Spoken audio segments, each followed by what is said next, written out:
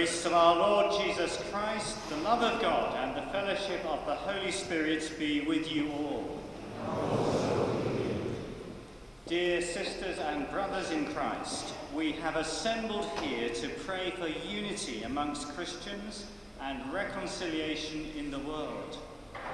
Divisions amongst Christians have existed for many centuries. This causes great pain and is contrary to God's will. We believe in the power of prayer. Together with Christians all over the world, we offer our prayers as we seek to overcome separation. Once again, we are thanking God for the 175th anniversary of this Pro-Cathedral, for so many who have ministered to Christian faithful here, and for many who found consolation and strength in this sacred place.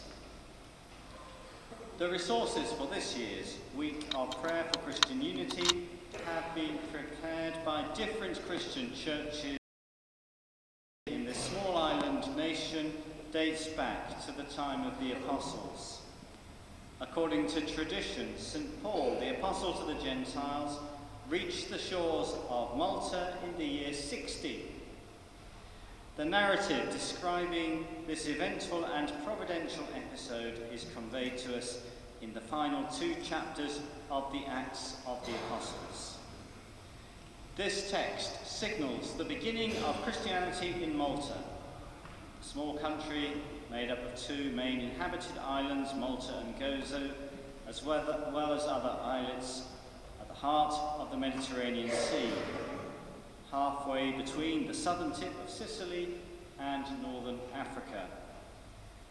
This biblical land of Malta lies at the crossroads of civilizations and cultures and religions. Our prayers and reflections today and during this week's Week of Prayer for Christian Unity are centred on the hospitality shown by the islanders towards those who had just been shipwrecked. They showed us unusual kindness. May the love and respect we show each other today as we pray for Christian unity be with us throughout the whole year. Spirit of love, come upon this assembly and dwell among us. Spirit of unity, show us the path towards Christian unity. Spirit of hospitality, teach us to be welcoming. Spirit of compassion, instill within us an attitude of respect to all those whom we meet. Spirit of hope, help us to detach ourselves from all hindrances to our ecumenical journey.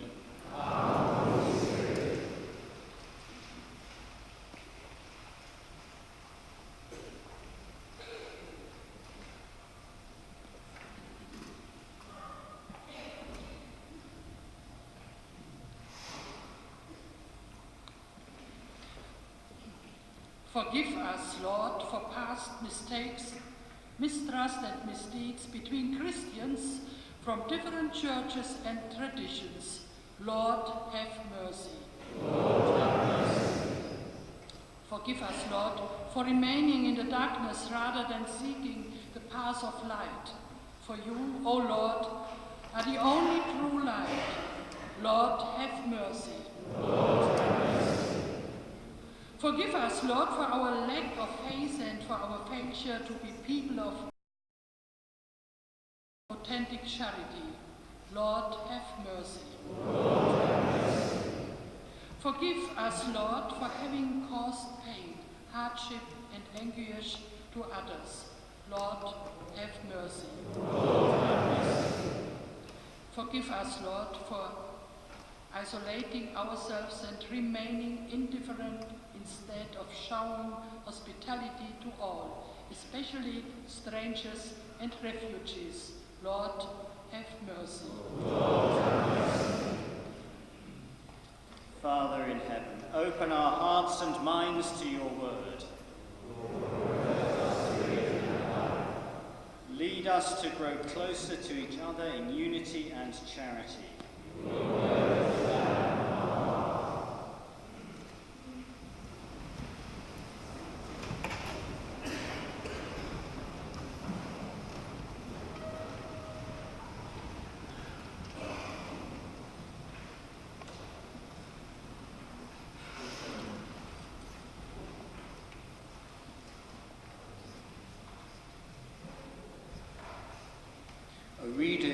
from the Acts of the Apostles.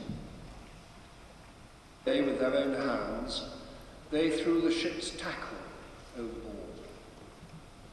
When neither sun nor stars appeared for many days, and no small tempest raged, all hope of our being saved was at last abandoned. Since they had been without food for a long time, Paul then stood up among them and said, "Men, you should have listened to me and not have set sail from Crete, and thereby avoided this damage and loss. I urge you now to keep up your courage, for there will be no loss of life among you, but only of the ship. For last night there stood by me an angel of God, to whom I belong and whom I worship, and he said, 'Do not be afraid, Paul. You must stand before the emperor, and indeed God has granted safety to all those who are sailing with you. So keep up your courage, men, for I have faith in God that it will be exactly as I have been told. But we will have to run aground on some island.' When the 14th night had come, as we were drifting across the Sea of Adria, about midnight the sailors suspected that they were nearing land. So they took soundings and found 20 fathoms. A little farther on, they took soundings again and found 15 fathoms. Fearing that we might run on the rocks, they let down 4 anchors from the stern and prayed for day to come. But when the sailors tried to escape from the ship and had lowered the boat into the sea on the pretext of putting out anchors from the bow, Paul said to the centurion and the soldiers, 'Unless these men stay in the ship, you cannot be saved.' Then the soldiers cut away the ropes of the boat and set it adrift. Just before daybreak, Paul urged all of them to take some food, saying, 'Today is the 14th day that you have been in suspense and remaining without food, having eaten nothing. Therefore I urge you to take some food, for it will help you survive. For none of you will lose a hair from your heads.' After he had said this, he took bread and, giving thanks to God in the presence of all, he broke it and began to eat. Then all of them were encouraged and took food for themselves. We were in all 276 persons in the ship. After they had satisfied their hunger, they lightened the ship by throwing the wheat into the sea. In the morning they did not recognize the land, but they noticed a bay with a beach, on which they planned to run the ship ashore, if they could. So they cast off the anchors and left them in the sea. At the same time they loosened the ropes that tied the steering oars, but the stern was being broken up by the force of the waves.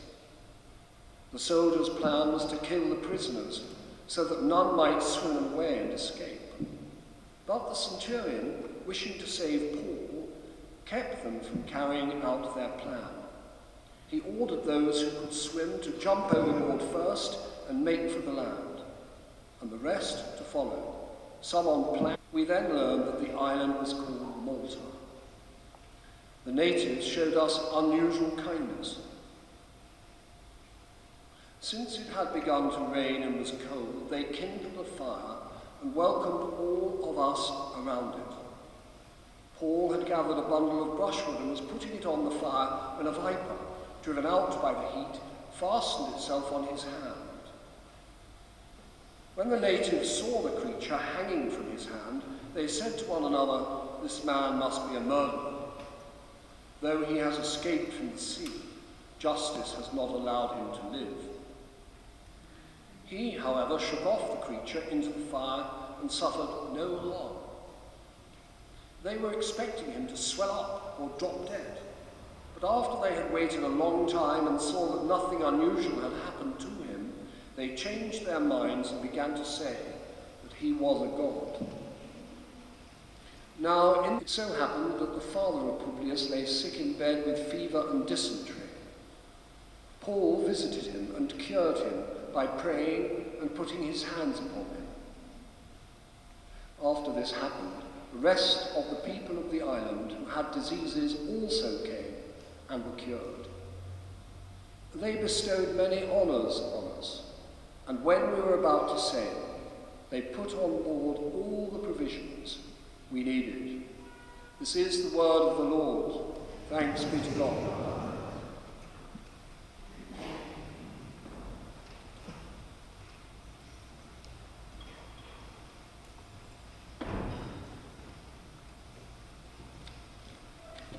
Και διασωθέντες τότε επέγνωσαν ότι μελίτη η νήσος καλείται. Οι δε βάρβαροι παρήχων ούτιν τυχούσαν φιλανθρωπίαν ημίν. Ανάψαντες γάρ πειρά προσελάβοντο πάντα ημάς δια των ιετών, τον εφεστώτα και δια το ψύχος.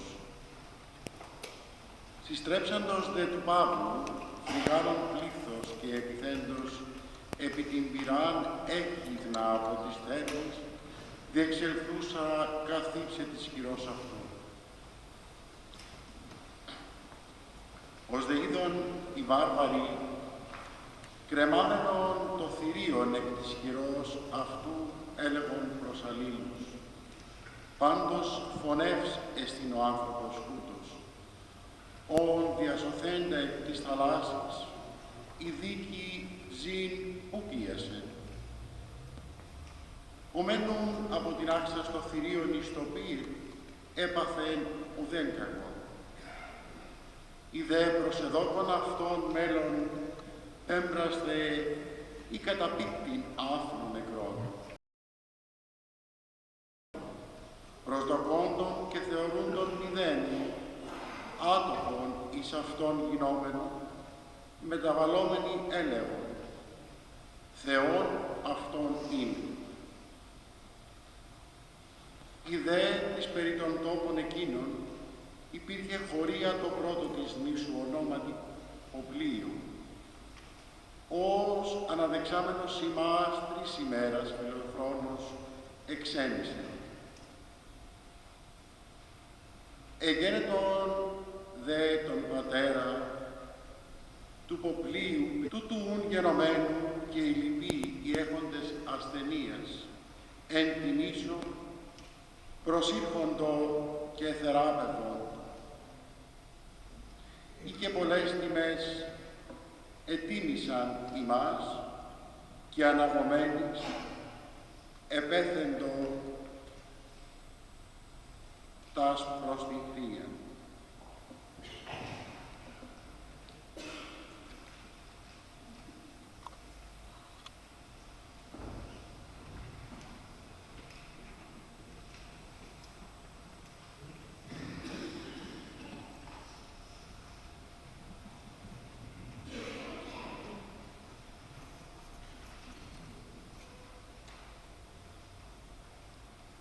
Psalm 107, verses 89, 19 to 22, and 28 to 32.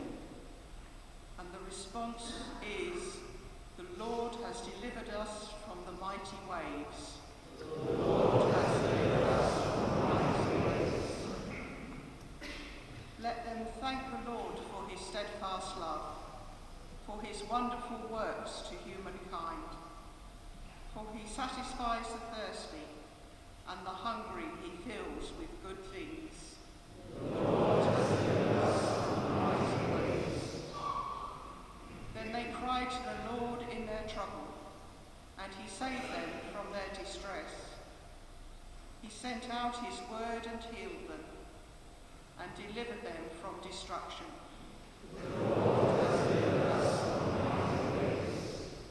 Let them thank the Lord for his steadfast love, for his wonderful works to humankind, and let them offer thanksgiving sacrifices, tell of his deeds with songs of joy.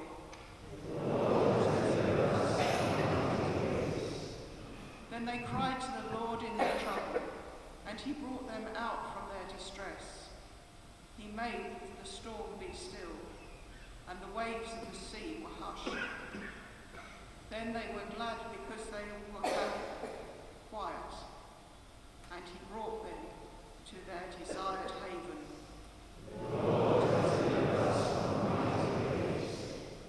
Let them thank the Lord for his steadfast love, for his wonderful works to humankind. Let them extol him in the congregation of the people and praise him in the assembly of the elders.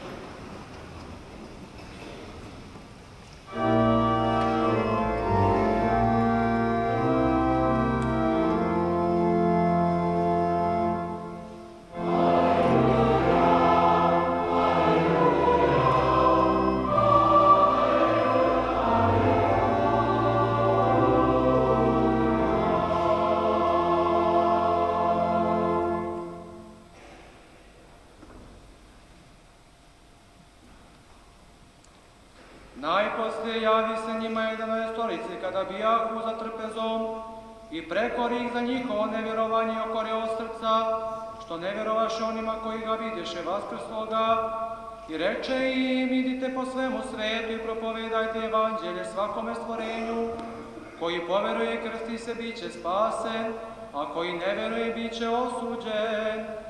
A znaci onima koji veruju biće ovi: imenom mojim izgonit će demone, govorit će novim jezicima, uzimat će zmije u ruke, ako i smrtno što popiju neće im nauditi, na bolesnike polagat će ruke i ozdravljat će.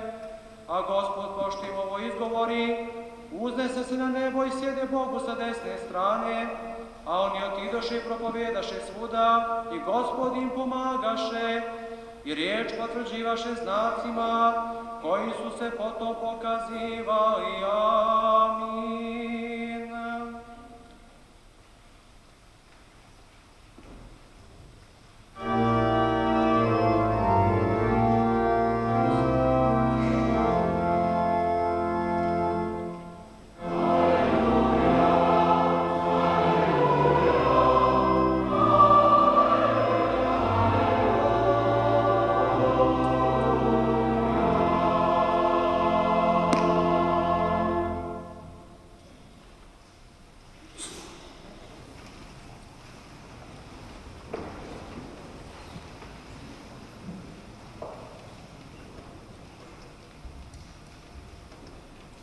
After we had reached safety, we then learned that the island was called Malta.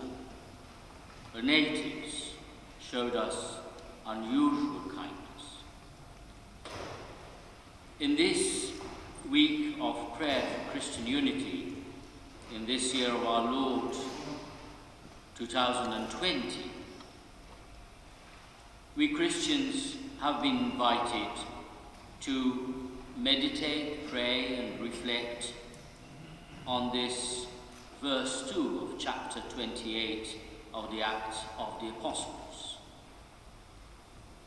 We Maltese are called Barbaroi by Luke in the Acts of the Apostles. And scholars tell us that the reason that we are called Barbaroi, which does not necessarily translate as barbarians, is the fact that we were neither Latins and we did not speak Greek, but we were still in AD 60 under very much a Punic culture, speaking a Punic or Semitic language, which is a thing that we still do, with, I would say, certain effect. That brings me to the fact that our island is called Malta. Scholars tell us that the Punic or Semitic root for Malat means safe haven. And it is very appropriate that the first parish in Valletta was actually dedicated to Our Lady of Safe Havens. La Beata Maria Vergine del Porto Santo, because that's also reminiscent of the main meaning of the name of our island. Of course, with meditai on them in the Greek and Latin traditions, it was almost always linked to honey, the land of honey. And so it's also a promised land, a safe haven which is a promised land. But what is a safe haven? What is a promised land without people who show the kindness that makes the safe haven what it should be, a truly safe haven? The word in the original Greek for kindness is philanthropia. And this kindness, this philanthropia, was translated by Jerome to the lingua vulgata, to the Latin that the people used to speak when he was translating the Bible from the original languages. He translated philanthropia as humanitas. Humanitas. And this is the attitude that our forebears showed not only to the Apostle Paul and Luke, his companion, but also to the whole group of shipwrecked people that, according to chapter 27 of Acts, were 276 in all. The Maltese lit a fire because it was very cold. It was raining. This unusual kindness is a challenge to us today. We need to ask ourselves, this high ideal of showing kindness to one another. And today, in the context of prayer for unity among Christians, we need to ask ourselves, do we show kindness to each other? And what does showing kindness to each other mean? I think, first of all, true kindness will respect the truth about each other, facing the facts, even if they are not really the best news we would choose to present. Being true to our past, whether it's an enlightened past with some darkness in it, whatever it is, being true to our past is, I think, the first step in showing true kindness. Because true kindness will also be accepting the other as they are. And so we all know that we are sinners and have baggage that we are afraid to show to other people. But the Lord has chosen us weak men and women so that he may be able to show his infinite patience and mercy. A word which appears in the narrative of the shipwreck is the word protos. It's used for the chief of the island, Publius. But in another text from Timothy, Paul himself calls himself protos. And he uses this to explain that he is amongst sinners the protos, the leader, the chief sinner. And he explains that although he is a protos amongst sinners, he has been chosen for a special mission. And this special mission is to be an example of the infinite mercy and infinite patience of Jesus Christ. So that through me, he says, followers of Jesus may take courage, may not despair of their sins, may trust in the infinite mercy of Jesus. We leaders of Christian communities around the world, we Christians, need to embrace each other, knowing that we are an extraordinary example of how patient. Towards the end of his earthly life, he prayed for unity. And look at what we've done to the garment and fabric of the church. But he still shows infinite mercy with us. And this infinite mercy is also an expression of his patience and endurance. There is another text where to Titus, explaining that in the mystery of the incarnation, the kindness of God has been revealed. The kindness of God has appeared to us. And that kindness is the philanthropia of God. And this is where the philanthropia of the Maltese, the unusual kindness of these barbaroi, is also an expression of the immense philanthropia, the immense humanitas, kindness that the Lord has shown to us in the mystery of the Incarnation. The Maltese showed this unusual kindness before they were evangelized. In the context of the shipwreck narrative, their unusual kindness is a pre-Christian virtue. It is a fundamental human virtue. It then becomes more beautiful, it becomes evangelized when they meet the healing touch of the apostle, who brings salvation, solace, health in the name of Jesus. In the narrative, we don't have lots of dialogues. We have the things that the Maltese were sharing in gossip. We all know that we're very good at it.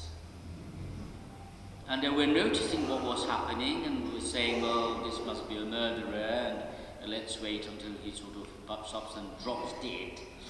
And then they go from one extreme, thinking that he's a murderer, to the other extreme, thinking that he's a god. Typical Maltese as well. But Paul we have so many quotes from Paul in Acts.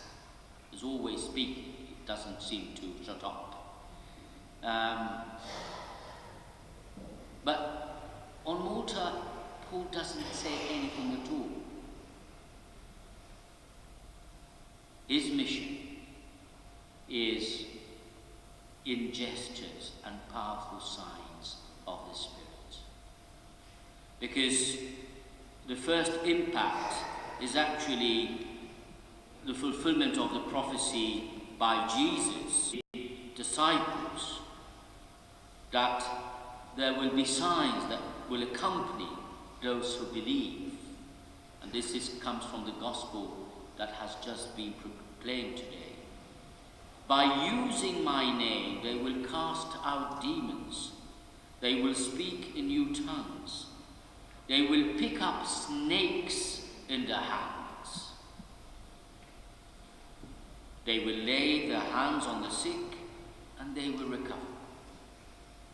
When we look at the signs that Jesus mentions in Mark 16, we realize that the narrative of the 3 months that Paul spent among us was actually a fulfillment of the presence of Jesus Christ in his spirit through the liberation from evil, and that is the snake biting or the viper biting the hand of the apostle, and also healing. And we all know that after the healing of the father of the Protos, of Publius, Acts of the Apostles says that the rest of the population of the islands brought their sick to Paul. I don't think it's some of the sick, but it says after this happened, the rest of the people on the island who had diseases also came and were cured. I don't think there was any sick people on the islands for some time after this, and some say that was the beginning of a free health service, that you go and to the apostle and you get healed. But this was a very special moment where all the families that had sick people were touched by the healing power of Jesus Christ. So we can imagine the extraordinary effect of the name of Jesus bringing healing to all the sick people of the islands. The enormous effect on the sons and daughters of parents who are sick and dying, or of parents and their children who are sick. And these people are healed in the name of Jesus. Don't we all need a healing of memory in our ecumenical endeavors? We need to pray as we try hard to show kindness, to look at what really unites us, our faith in Jesus, our faith in God who is love, God the Father, God the Son, and God the Holy Spirit. We are today committed to show kindness to each other, not only by words, but rather by deed. As the Apostle Paul preached Jesus through his gestures, through his trust in the power of God, to whom he belonged and whom he worshipped. That is what he says on the ship. An angel of God to whom I belong and whom I worship. Do we belong to God? Are we living our baptism? We were evangelized, we Maltese, by an apostle who was baptized in the name of God, the Father, the Son, and the Holy Spirit in Damascus. The one who baptized him was called Hananiah. The Lord is merciful. That's the meaning of the name Hananiah. And when he says that he belongs to this God who is love, he's referring to this radical dedication, consecration that unites us as Christians. There is one baptism, one Lord, one Spirit. So the kindness we show each other has a sacramental basis. It's not only the philanthropia of a pre-Christian courtesy, which at times it is a philanthropia that it is based on the philanthropia that God showed us in the mystery of his Son becoming man, becoming Jesus, God saves, becoming Emmanuel, God is with us. And this is the great mercy and the great patience that the Lord wishes to manifest to us today as we contemplate on the goodness of the islanders 2,000 years ago.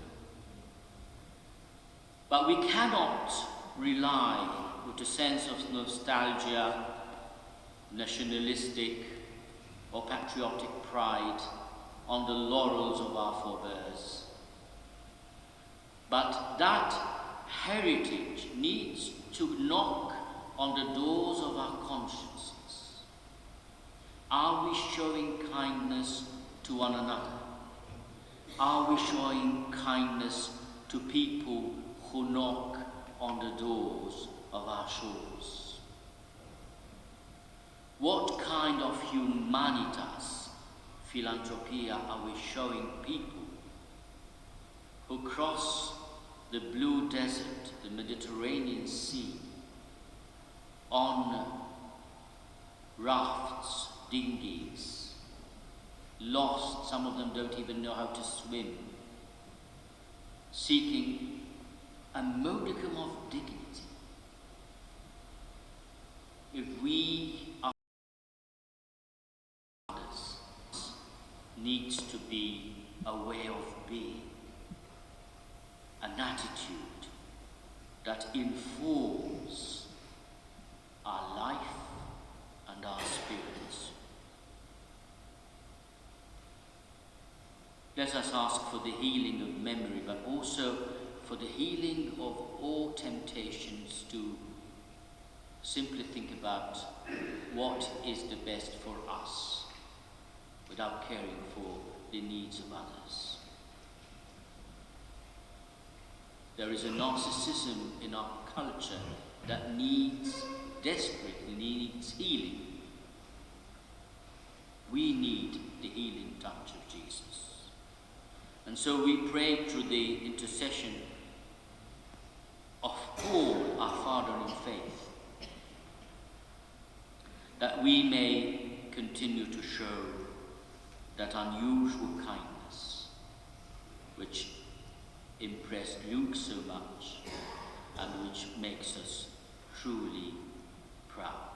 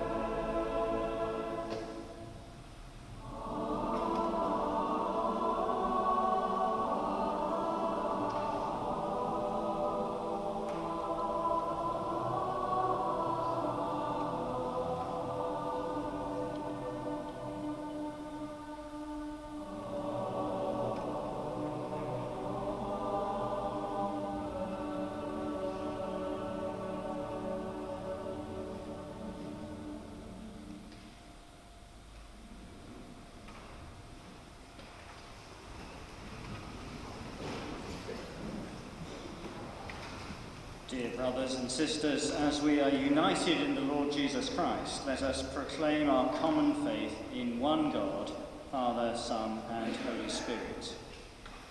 We believe in one God, Father Almighty, maker of heaven and earth, of all that is seen and unseen. We believe in one Lord Jesus Christ, the only Son of God, eternally begotten of the Father, God from God, light from light, true God from true God, begotten, not made, of one being with the Father. Through him all things were made. For us and for our salvation, he came down from heaven, was incarnate of the Holy Spirit and the Virgin Mary, and became human. For our sake he was crucified by Pontius Pilate. He suffered death and was buried. On the third day he rose again, in accordance with the Scriptures. He ascended into heaven, and is seated at the right hand of the Father. He will come again in glory to judge the living and the dead, and his kingdom will have no end. We believe in the Holy Spirit, the Lord, the giver of life, who proceeds from the Father, who with the Father and the Son is worshipped and glorified, who has spoken to all of us. We believe in one holy, Catholic, and Apostolic Church. We acknowledge our baptism for forgiveness of sins. We look for the resurrection of the dead and the life of the world. Amen. Please sit.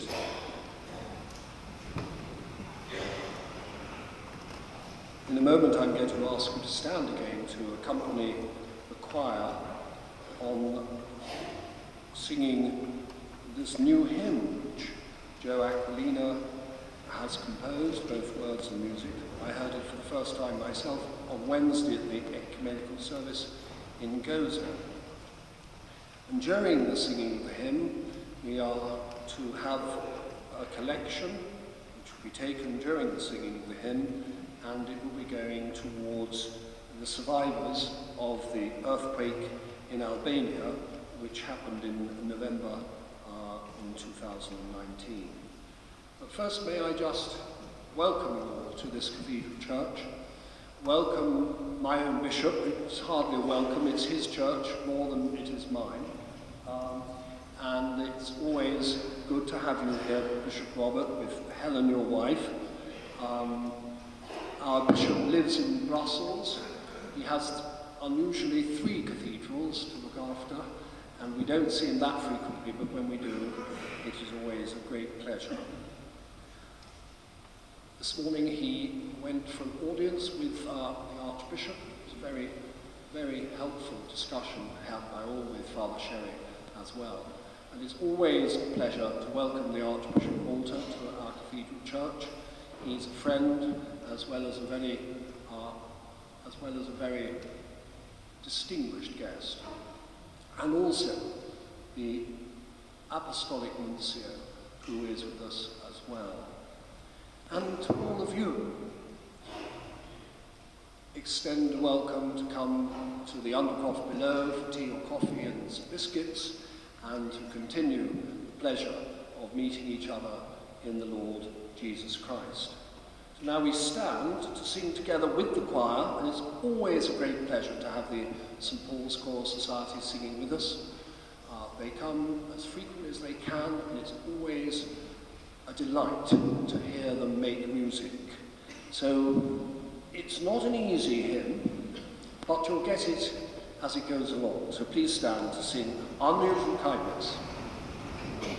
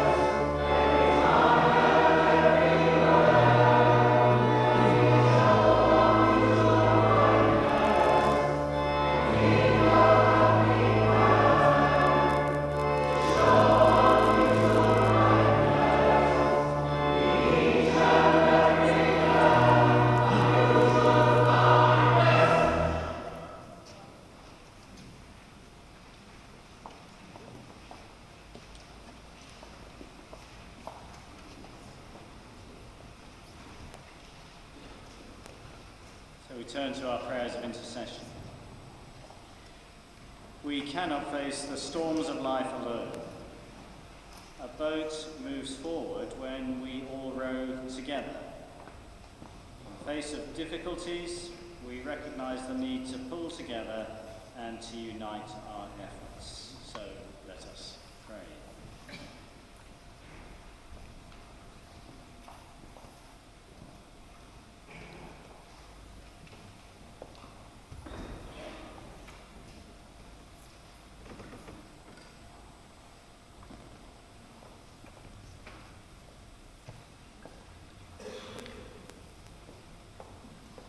Gracious God, heal the painful memories of the past which have wounded our churches and continue to keep us apart.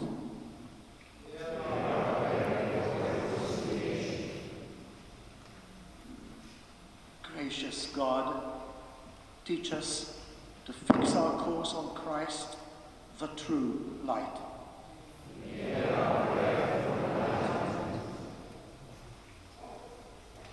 Gracious God, strengthen our confidence in your providence when we feel overwhelmed by the storms of life.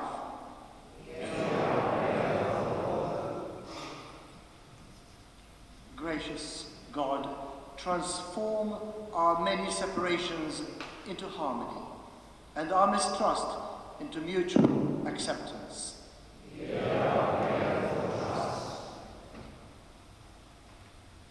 Gracious God, give us the courage to speak the truth with justice in love.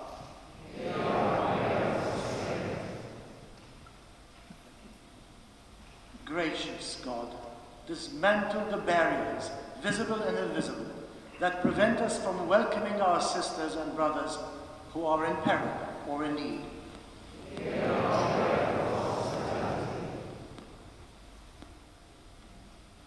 Gracious God, change our hearts and the hearts of our Christian communities, that we may be agents of your healing.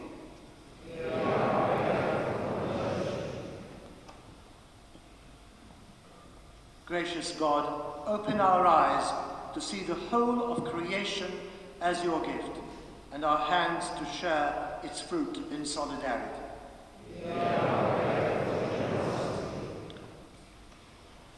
One in Jesus Christ, let us pray together in the words he taught us. Each is invited to pray in their own mother tongue. Our Father,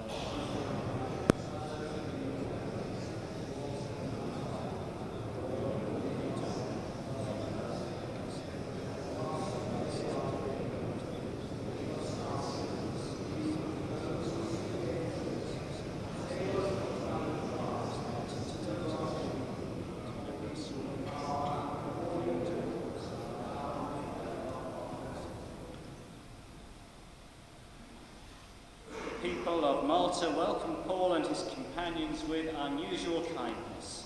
Let us greet each other and share the peace which is Christ's gift to us.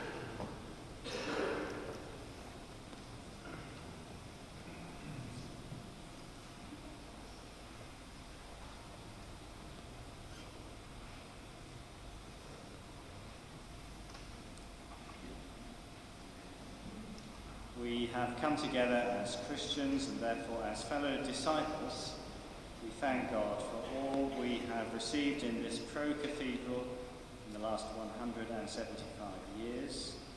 As we yearn for Christian unity, let us commit ourselves anew to work for this common goal.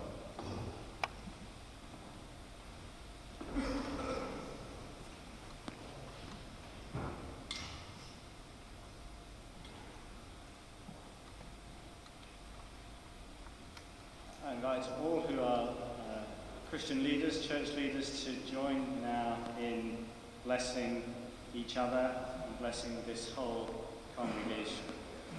We say together, "May God the Father, who called us from darkness into light, make us true bearers of God's light. May God the Son, who redeemed us by his precious blood, empower us to follow his example in serving others. May God the Holy Spirit